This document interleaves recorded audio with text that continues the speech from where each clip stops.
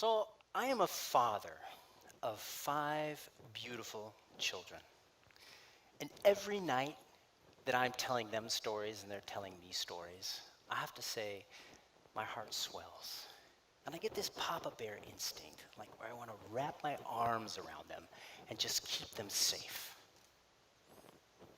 But I'm seeing in today's day and age that's becoming harder and harder. My primary job is to evaluate medical scientific literature and instruct physicians on nutritional biochemistry. And what I'm seeing in that data is a little disconcerting. Take air pollution, for example. The medical journal Lancet, just this month, told us that air pollution is upgraded to a grade 1 carcinogen. What does this mean?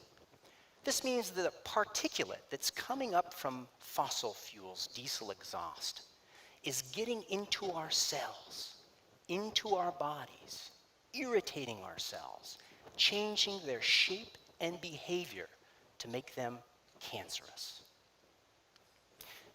And all these reports we're hearing from Beijing of this terrible air pollution that you're hoping stays in China doesn't stay there.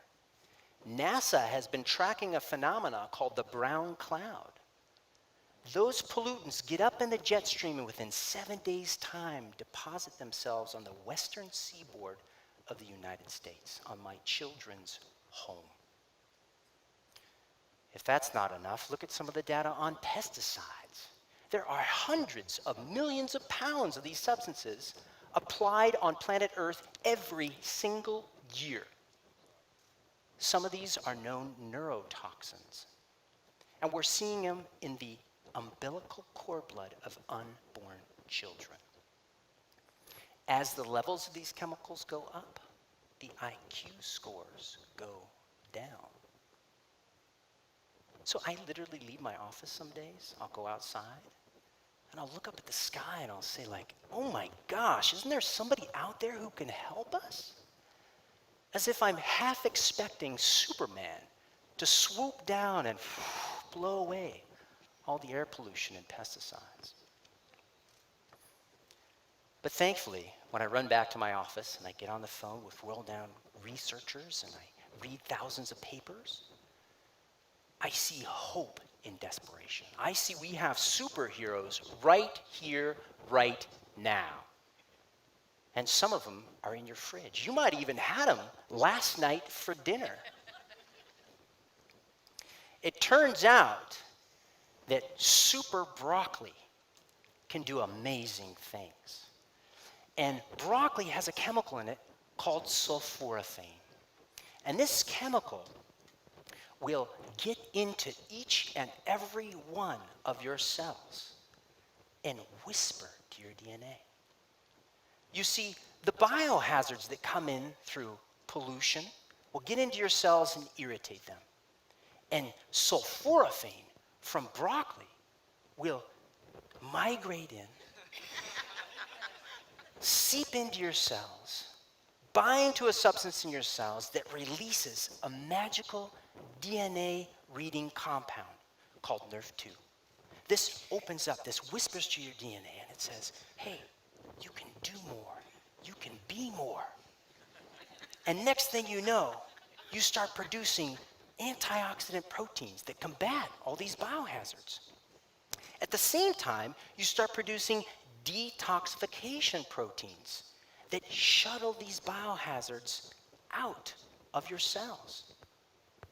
In essence, what you're left with is increased cellular function.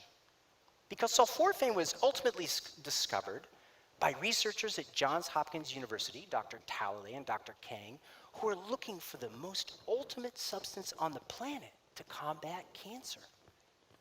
And we're seeing in the presence of the consumption of broccoli and other cruciferous vegetables like cauliflower, kale, Brussels sprouts, that you protect yourself from non-Hodgkin's lymphoma, lung cancer, breast cancer, stomach cancer, colorectal cancer. You'll see the numbers of colorectal cancer go down as you increase your servings of cruciferous vegetables.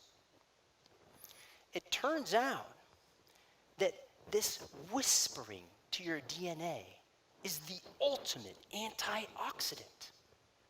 Look, you know what a whisperer is, right? A horse whisperer, a dog whisperer. You've seen those on TV. These are people who know you better than you know you. Right? You're in somebody's presence who's a whisperer, like you look into their eyes and all of a sudden you feel taller. You feel stronger. You feel like you can do more. You can be more. So that's why we call broccoli a superhero. The DNA whisperer superhero. And it looks like, of course, he has plenty of friends. We've got the cauliflower, kale, Brussels sprouts, arugula, and even cress. This little bitter cress you see on the screen grows across the United States, and people consider this a weed. It's not a weed. It's a DNA whisperer. Pick it out of your garden, put it in your salad, eat it, and protect yourself. You know, the average person will look at this and say, ooh, it's time for Roundup. No, don't spray Roundup. Round it up and eat the stuff. It's fantastic. As an aside, you know, when I'm digging into the research, I find more and more hope, right? There's a group in Idaho who started something called the Mustard Project. They're actually using the family of vegetables, the mustard family of vegetables, concentrating sulfur compounds and making incredible non-toxic herbicides. They're also taking some of the oils and spraying it on the fields and protecting from insects. But wait a second.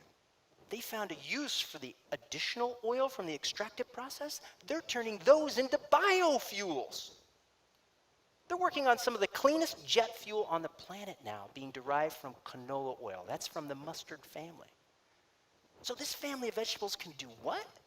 It can ramp up our DNA and protect our cells. Yeah, those Johns Hopkins researchers, they went over to China. And they gave sulforaphane-rich beverages to people who were exposed to air pollution.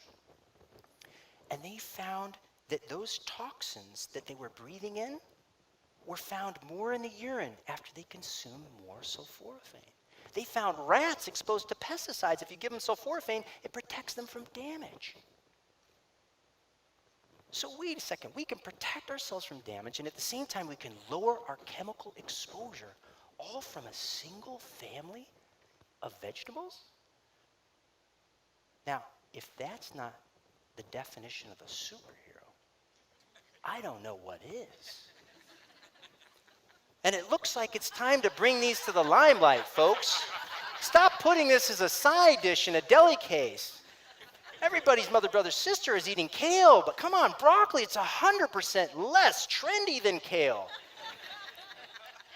Thanks to the ad company Victors and Spoils out of Boulder, Colorado, we're actually able to approach more people with this message. They're hitting the male population, one of the hardest to budge on anything. And they're saying, look, broccoli, it's the alpha vegetable. Broccoli goes great with a side of steak. My favorite? Had a hard day at the steel mill? Have a broquet and man up.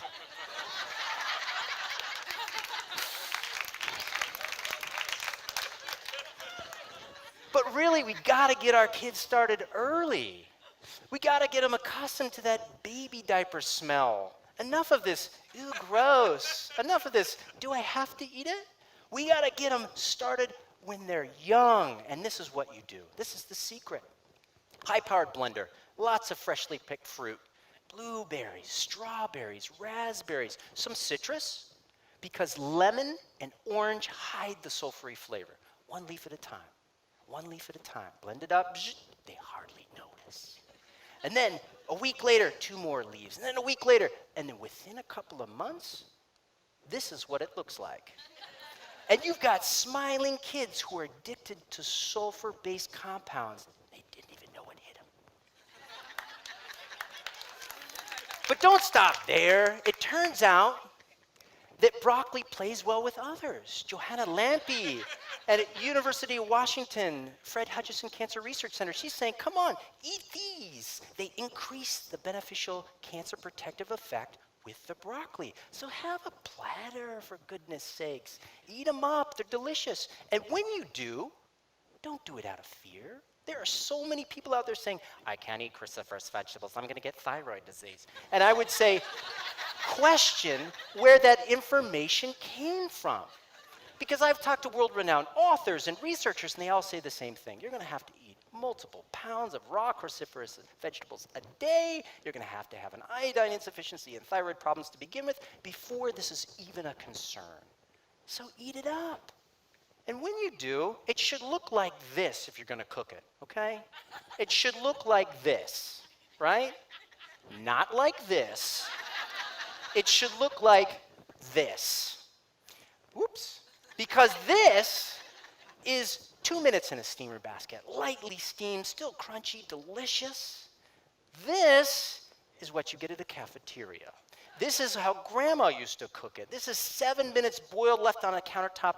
I can guarantee you, you're going to get less DNA whispering from this. So ultimately, I am here by choice because I would like a better future for my children and your children. And I think we can get there when we recognize the genius of life, what makes us tick, the genius of food, how incredibly complex and beautiful all of this natural process is. You know, broccoli can change you. And it turns out the broccoli family can change our planet. But I'm talking about one family of vegetables. I'm talking about one chemical today. There are tens of thousands of chemicals that have been discovered in the last few decades. So I want you to leave today remembering a few things, one of which is be kind to your broccoli, and your broccoli will be kind to you. The other thing is, if broccoli can do all these amazing things, what can blueberries do? Thank you.